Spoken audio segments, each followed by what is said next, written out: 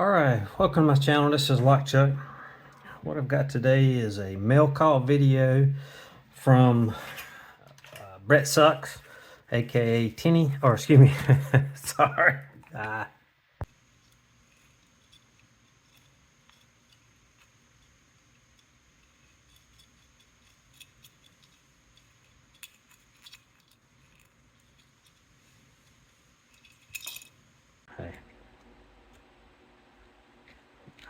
Well, let me get this plastic piece spun in the right place. That may help me a little bit. You know, it wants to kick down that way. Alright. What's this?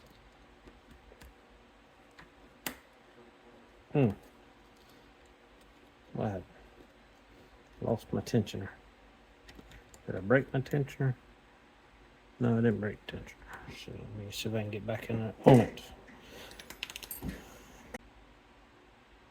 Proper tensioner to get it to stay. These can be overlifted, and you can find out how to make an overlifter, but why make it easy? I want to do it the hard way, I guess you could say. So I'm gonna, I need to lock it first. Oh,